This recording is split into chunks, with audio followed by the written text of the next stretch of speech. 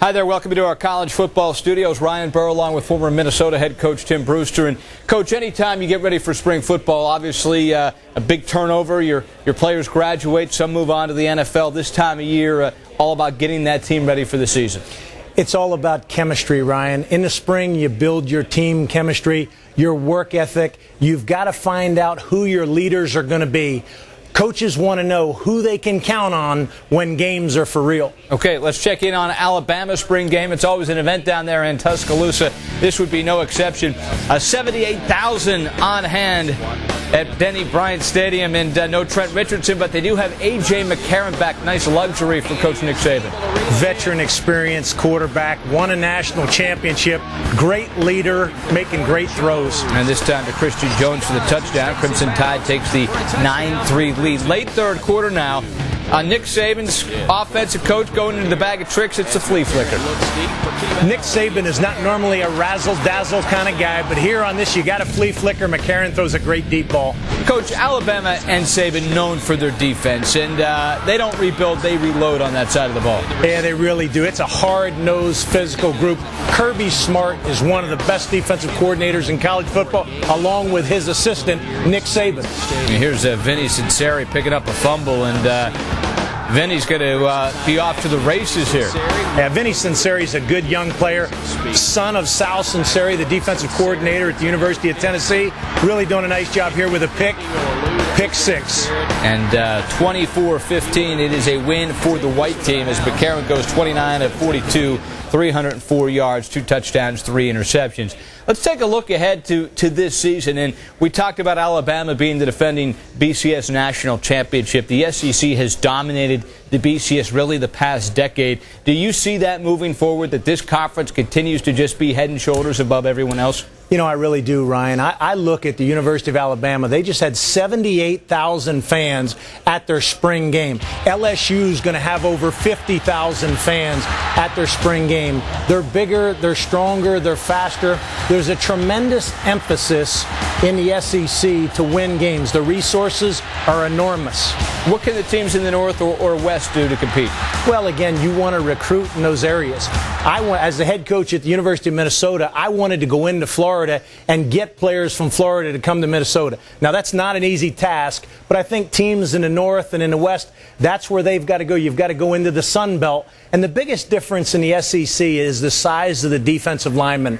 These guys are 6'5", 325 pounds, and run 4.7. Yeah, interesting for sure. A team in the SEC that we certainly expect to compete this year would be Arkansas. They'll be preseason top 10. They get Alabama and LSU at home, but they don't have their head coach, Bobby Petrino. Coach, your thoughts on how Arkansas handled the firing of Petrino? Well, Ryan, it's just an extremely unfortunate situation. Bobby Petrino is one of the great coaches in college football, and he made a very terrible mistake. And unfortunately, everybody is going to have to live with the mistakes he made. And right now, Jeff Long has a very tough decision to make. Does he hire an interim coach, a Tim Horton, or does he go outside? And the timing is very poor right now to go outside and attract the type of coach that the Arkansas Razorbacks would like to be their head coach. They're in a real quandary right now. You know, many thought that they could keep Petrino, he could have an apology, and it would eventually blow over. Jeff Long decided to go the other route. Do you think that Petrino had to be fired? I really do, Ryan. When you look at it, you look at the discretion he used, a very poor decision to, and again, it's not the crime, it's the cover-up. I think that if he would have been honest with Jeff Long right up front, let him know exactly what happened, he certainly would have had a chance to keep his job. And once he made the decision to lie to Jeff Long, I think that was the end of him as the head football coach. Another coach that won a national title in the SEC would be Urban Meyer. Of course, he's now taken his act from Florida to ESPN, and now he's at Ohio State. How do you think he will fare in the Big Ten? Well, Urban's already made an instant impact with the Buckeyes. He's gone out and had a top 2 or 3 recruiting class in the country.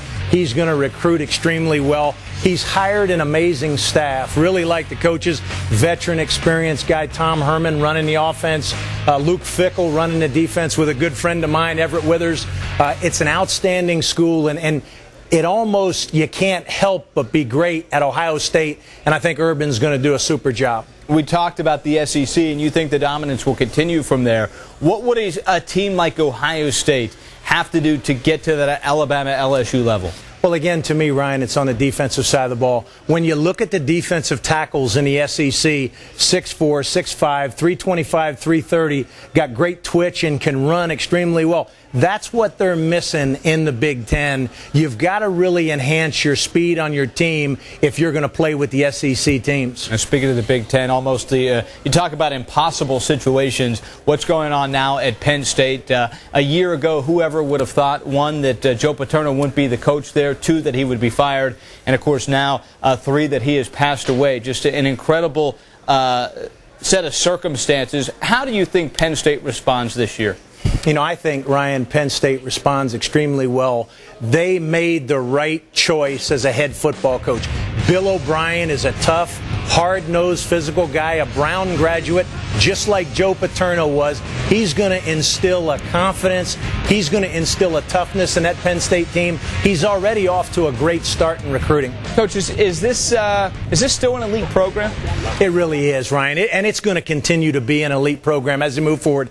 Over 100,000 fans every Saturday in Happy Valley. It's an exciting place to watch football. The commitment to win is there, and they've got the right leader in Bill O'Brien. Let's switch over to the NFL a little bit. Of course, next Thursday we'll have the NFL draft right here on ESPN, and it looks like two quarterbacks will go very highly in this draft. Andrew Luck from Stanford, RG3 from Baylor. Which one of these two quarterbacks, both very successful in the college game, do you think will be more successful in the pros? You know, Ryan, it's a great question. I think the consensus says that Andrew Luck is going to be the #1 pick to the Indianapolis Colts. I happen to work for Mike Shanahan. I was an assistant of his with the Denver Broncos. He's now the head coach of the Redskins. I think he's holding his breath a little bit because I think RG3, the maturation of him, his individual workout was absolutely spectacular. Arm strength, decision making.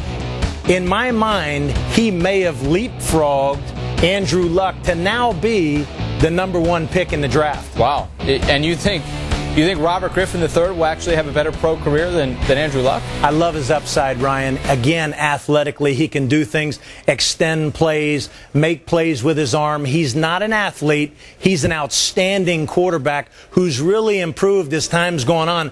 I think that he's got a much higher ceiling than Andrew Luck. All right, just so we can be fair here, about 20 years ago, who'd you have, Peyton Manning or Ryan Leaf as the #1 pick? I had Peyton Manning.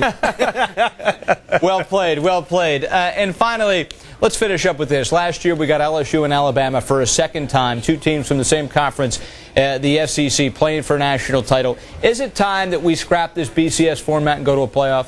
You know, Ryan, I really think that it's time to have a playoff. Every other sport, every other division determines their champion through a playoff system. And I think it's time for us in BCS, NCAA Division I football to look at determining a champion through a playoff process. I think the time has come to incorporate the bowl system in a playoff process to determine a champion. Who wins it this year, Coach? Again, I have a hard time picking against Alabama, but watch the USC Trojans. Okay. A little Matt Barkley coming back. You like Barkley? Love Barkley. Think he's the front runner for the Heisman for sure. Okay. He is Tim Brewster. Be with us all week long here on College Football Live. Thanks, Coach. Thank you, Ryan.